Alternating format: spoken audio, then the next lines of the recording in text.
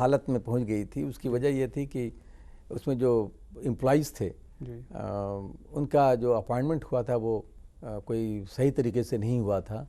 ऐसे ही लोगों ने रख लिया था और वो कभी कुछ मिलता था, कुछ सैलरी, कुछ नहीं मिलता था, कुछ इरेगुलर तरीके से उनको पेमेंट वगैरह होते रहता था। तो हमारे ज्वाइन करने के बहुत पहले ही कुछ गवर्नमेंट का कुछ ऐसा एक ऑर्डर निकल गया था कि चूँकि रेगुलाइज ये स्टाफ नहीं है, ये लोगों का अपॉइंटमेंट कुछ गलत तरीके से हुआ है, तो इसलिए गवर्नमेंट जो है कोई गारंट वगैरह इस तरह से नहीं देगी। तो वहाँ पे उर्दू अकेडमी में ताला ही लग गया था, कुछ हो नहीं सकता था पॉसिबल। तो मैं जब इस डिपार्टमेंट को ज्वाइन किया तो मुझे लगा कि साहब अब उर्दू अकेडमी कम से कम कुछ तो तहरीक करती रहती है, कुछ काम होते रहता है, अब इसमें ताला लगा हुआ है, इसको मुझे एक्टिवेट करना है, इसको काम के लायक बनाना है। तो गवर्नमेंट के लेवल पर एक कमेटी बनवाई और इसमें फाइनेंस कमिश्नर और दूसरे लोगों को भी रखा गया और उससे हमने कहा कि भाई इसको स्क्रूटनी कर दी जाए। जो एलिजिबल लोग हैं, जब ठीक है उनके अपॉइंटमेंट सही तरीके से हुए या नहीं हुए, लेकिन अगर डेट ऑफ अपॉइंटमेंट को उनके क्वालिफिकेशन सही थे, उस पोस्ट पर अपॉइंट किए जा सकते थे, तो हम कम से कम आज की डेट से तो उनको अपॉइंट करें। आगे पीछे में क्या हुआ उसको तो हम दोबारा नहीं खोल सकते, लेकिन हम शुरुआत करें आज की डेट से ही। तो इस तरीके से हमने कमेटी वगैरह बनवा करके और काफ़ी इसमें चला, डिस्कशन चला और फिर इस तरीके से ऑलमोस्ट 95% जितने एम्प्लॉय थे सबको रेगुलाइज कर लिया गया, क्वालिफिकेशन वगैरह, स्क्रूटनी वगैरह सब कर करके, और गवर्नमेंट ने उसको रेगुलाइज करके उसको एक्सेप्ट कर लिया। और तो इस तरीके से ये हुआ कि गवर्नमेंट का ग्रांट अच्छे तरीके से मिलने लगा, बल्कि ज़्यादा मिलने लगा। एम्प्लॉइज़ को एक वो पूरी गवर्नमेंट की फैसिलिटी मिलने लगी, गवर्नमेंट का जो स्केल होता है वो सब मिलने लगा। तो उनको भी एक हिम्मत बनी कि अब काम करने का मौका है, अब अच्छे से काम किया जाए। और फिर उसके जो दूसरे एक्टिविटीज़ के लिए होते हैं, उर्दू के डेवलपमेंट के जो काम होते हैं, उनके लिए भी फिर पैसे वगैरह हुए। तो जो बजट था, वैसे तो माइनॉरिटी वेलफेयर डिपार्टमेंट का ही जो बजट था उसको भी मैंने काफ़ी 5 गुना 6 गुना बढ़वाया था। उसके अलावा फिर उर्दू अकेडमी का भी बजट काफ़ी बढ़ गया। एक और भी बहुत बड़ा काम जो आपके दौर में हुआ कि बिहार जो टूरिज़्म था, आमतौर पे लोग वाकिफ़ ही नहीं थे कि बिहार में क्या क्या ऐसी जगह हैं जहाँ पे टूरिज़्म को बढ़ावा दिया जा सकता है, या फैसिलिटीज़ ऐसी नहीं थी। उस पर आपने काफ़ी 1992 में मैं स्पेशल सेक्रेटरी टूरिज़्म डिपार्टमेंट था और उसी वक्त में जापान का ओवरसीज़ इकोनॉमिक कोऑपरेशन फंड एक स्कीम आया बिहार के लिए और यूपी के लिए, और वो था बुद्धिस्ट सेक्टर के डेवलपमेंट के लिए। तो मुझे ऐसा लगा कि जब इतना अच्छा एक फैसिलिटी मिला है या अपॉर्चुनिटी मिली है गवर्नमेंट ऑफ बिहार के लिए बुद्धिस्ट सेक्टर के डेवलपमेंट के लिए, तो क्यों नहीं इसको अच्छे तरीके से लागू किया जाए। तो उस पर हमने काफ़ी ध्यान दिया और काफ़ी मेहनत किया। और बुद्धिस्ट सेक्टर में जैसे बोधगया है, राजगीर है, नालंदा है, फिर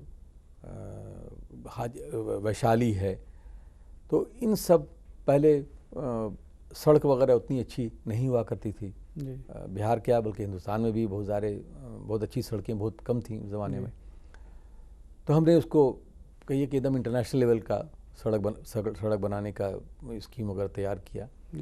फिर पानी और बिजली की दिक्कत थी, तो पानी की फैसिलिटी के लिए इन सब जगह पे जितने भी इंफ्रास्ट्रक्चर क्रिएट किए जा सकते हैं वो सब करवाया। फिर बिजली के लिए पावर स्टेशन वगैरह जो होता है, पावर ग्रिड वगैरह जो के लिए जो भी इंफ्रास्ट्रक्चर क्रिएट किया जा सकता है कि उनको एक्सक्लूसिव पावर मिले, टूरिस्ट सेक्टर को, टूरिस्ट जहाँ करके रहें वहाँ हो। फिर कुछ जगह पे होटल वगैरह के स्कीम आए, ख़ास करके नालंदा में और ख़ास करके राजगीर में और बोधगया में। तो उनको ऐसा बनाया जाए कि लोग टूरिस्ट, फॉरेन टूरिस्ट वगैरह साउथ ईस्ट एशिया से ख़ास करके बुद्धिज़्म की वजह कर बहुत ज़्यादा लोग आते हैं वहाँ पर।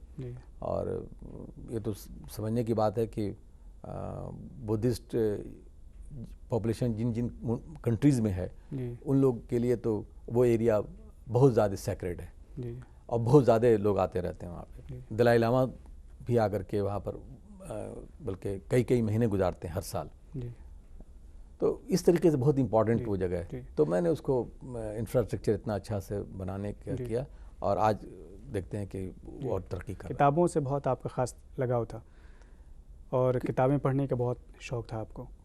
किताबें तो यकीनन मैं कहूँगा कि चाहे वो कोर्स की किताबें हों चाहे कोर्स के बाहर की किताबें हों, बल्कि मैं तो अब तो देखता हूँ बहुत सारे लोग जो आजकल के लड़के लोग हैं वो बहुत हुआ तो कोर्स की किताबों पर ही ज़्यादा मुनसर करते हैं, ज़्यादा उस पर ध्यान देते हैं और बाकी जो दूसरी जो कोर्स से हट की किताबें हैं उन पर उनका अट्रैक्शन बहुत कम रहता है, बहुत कम लोग। तो लिटरेचर में आपकी अच्छी खासी दिलचस्पी रही है? मुझे लिटरेचर से बहुत ज़्यादा रहा है, बहुत दिलचस्पी रहा। एक तो मैं कहूँगा कि इंग्लिश लिटरेचर में जितने भी बड़े राइटर्स रहे हैं उनको मैं बहुत पढ़ता रहा। जितने भी अच्छे अच्छे राइटर्स हुए, एस्टैब्लिश्ड राइटर्स, बड़े नाम, उनको मैंने हमेशा पढ़ा। जब आप सर्विस में आ गए उसके बाद आपने हायर एजुकेशन के लिए आप यूके चले गए, तो वहाँ पे किस किस फील्ड में आपने तालीम हासिल की?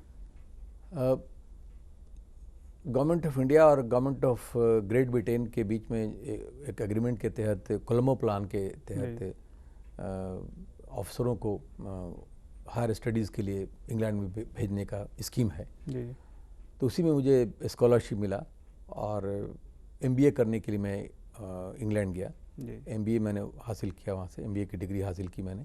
पहले जो हमारी इकोनॉमिक डेवलपमेंट हुआ करती थी, इंडिया की जो पॉलिसी रही है वो एक अलग किस्म की रही है और उसको हमेशा इस बात को महसूस किया जाता रहा कि वो जो यूरोपियन इकोनॉमी है या इंटरनेशनल इकोनॉमिक सिस्टम है उससे इंडिया अपने को जुड़ा हुआ नहीं मानता था। जब मैं हिंदुस्तान लौट करके आया तो उसी वक्त में डॉक्टर मनमोहन सिंह साहब उस ज़माने में फाइनेंस मिनिस्टर थे, तो उन्होंने जो न्यू इकोनॉमिक पॉलिसी स्टार्ट की वो उन्हीं लाइनों पर था जिन लाइनों पर जो हमारी तालीम हासिल हुई और जो हमारी अंडरस्टैंडिंग हुई। बल्कि इस हद तक कि MBA करने के बाद जब आया तो मुझे लगा कि क्यों नहीं और इसको फॉर्मलाइज कर लिया जाए अपनी सोच को।